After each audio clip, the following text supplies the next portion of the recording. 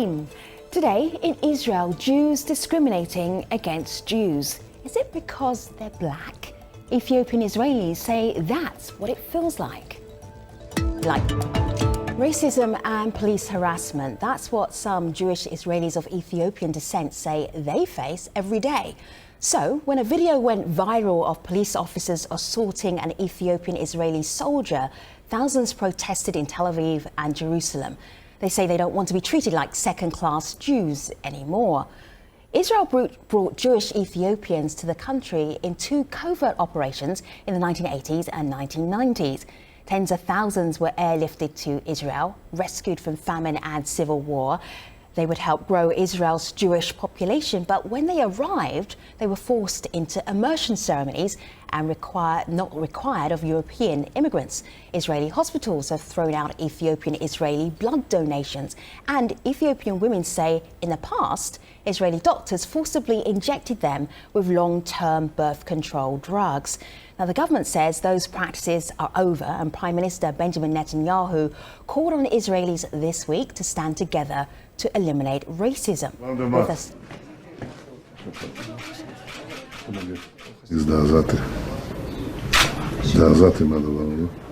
I was shocked by what happened, and we can't accept it. The police is handling it, and we will need to change things. But I've also heard you. You said no to violence, and it's important. It's a leader's words. Maybe good things will come out from this difficult thing that you've gone through.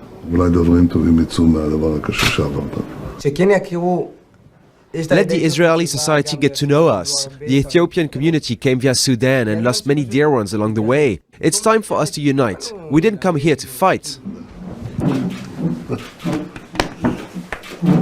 This picture here, this is Benjamin Netanyahu, the Prime Minister Benjamin Netanyahu, meeting the soldier who became internet famous from the viral video who was beaten up.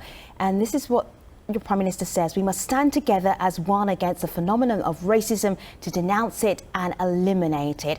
When you saw that, were you convinced about how genuine he was? Did you feel that this was maybe a moment where attitudes would change in Israel, perhaps? In our online community, there's not much confidence in Israeli Prime Minister's ability to fight racism. We have Charlie here who tweeted in saying Netanyahu has the energy and political clout to fight racism, but he lacks the moral integrity.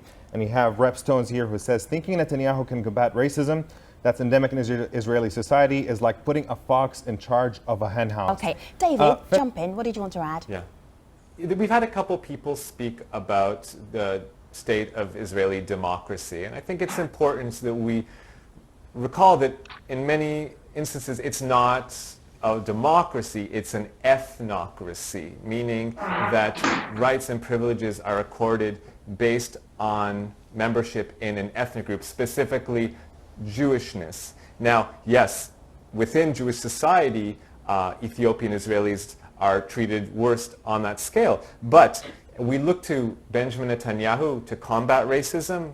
An analysis, outside analysis, would have to conclude that Benjamin Netanyahu is the insider-in-chief of racism. The day before on the day of the elections, he says Arabs are coming out in droves. Jews, you got to vote to stop the effects of Arabs voting. Well, if Arabs are equal citizens, what's the problem with them voting? We should encourage them to vote. Everyone should vote as a citizen.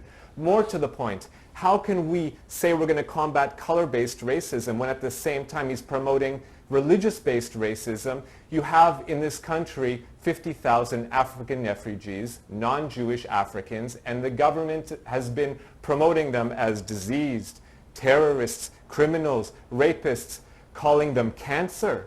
Benjamin Netanyahu himself comparing them to Ebola. With this kind of racial incitement towards non-Jewish Africans, is it any wonder that there's going to be some bleed also towards Jewish Africans? So Benjamin Netanyahu, is he going to all of a sudden combat the racism in the country? And what kind of racism is he going to combat? And what kind is he going to promote? And can that even happen? Basically, racism existing in Israel, similar to any other country. You have Richard here who says, unfortunately, in all countries there is racist hierarchies. Look at the Copts in Egypt, the Dalit in India, the Berbers in Morocco. On the other hand, you have Walada Daniel here who says that Israel's case is unique. The whole state is racist and embodies the very essence of apartheid and ethnic cleansing. How can it behave in any way that is contrary to its essence? David, do you think that Israel is racist in the way that any other country has racism, or is there something unique about Israel? I haven't traveled to every country in the world, so it's difficult for me to make comparisons like that.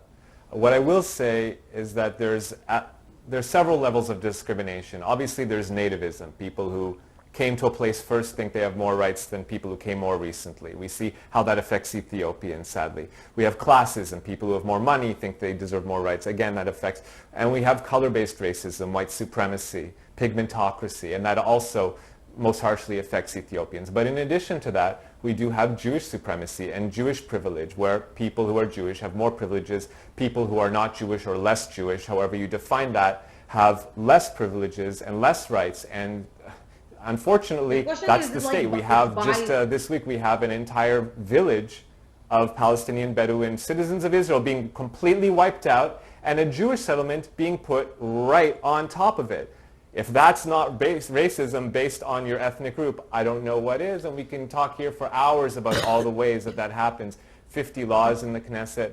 This isn't to be disputed, but we can talk about this all night. There is an extra level of racism here, and it's the way that these different systems of oppression, these different matrices intersect that makes Israel somewhat unique. Sadly, I don't think we can isolate one kind of racism, just the color-based racism, and somehow eliminate that, but leave the other one, the edifice of the other Jewish-based racism intact. So we have a couple of people disagreeing. I think it would be a good way to close. We have Imali here, who is optimistic, says national concerns make Israel perceivedly unfriendly. However, that's not the case, and eventually immigrants are accommodated. On the other hand, Abdullahi here does not see things getting better. He says Israel is an intolerant society. These black Jews are clearly second-class citizens, and they will continue to be discriminated against.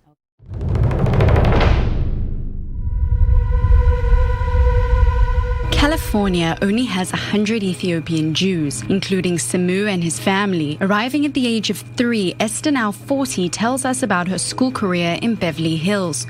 I went to a Jewish private school from about 5 years old until I was about 14, right before high school. It was interesting. I was the only black girl there. Everybody else was white around me.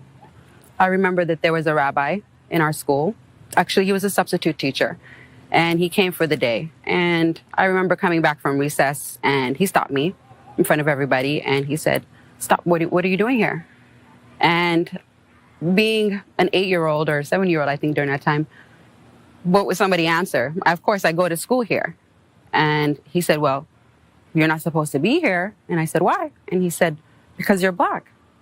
I think that's one of the moments when I actually realized that I was different from everybody else. I mean, I knew I was different, but I also knew that I was color different. Eleni, an African-American Jew of Ethiopian descent, has also experienced racism in the Jewish community. People should really take the time to get to know, especially in the Jewish community, get to know their neighbors and get to know the people that comprise the Jewish people, and not perceive that it's only Ashkenaz Jews that are out there, only Sephardic Jews that are out there. And I think it's really tiring to explain over and over again who you are and what you're doing in shul. Esther's father, Samu, a political exile in 1981, struggled to get his papers, a journey full of pitfalls where the Jewish community has repeatedly tried to harm it. Every meeting I go, like Esther said, "You don't look Jewish. How do you become Jewish?" They say. Everybody doesn't look Jewish. Everybody looks like where they come from. Elisheva Rishon, a Brooklyn Jew and African-American, moved to Los Angeles and launched a clothing brand inspired by her story. I also want people to feel proud of being Jewish, because right now in America, there has been a huge spike in anti-Semitism, and a lot of people feel afraid to show their Jewishness, and I think we should do the exact opposite. I think we should proudly show who we are. But it's not just about black Jews. American Jews in this Latin community have a hard time being heard. Especially in Jewish communities, there is a unique tie between our historical experience with oppression and modern current expressions of disenfranchisement or oppression in American communities that make us natural allies, specifically for black and brown communities in the U.S.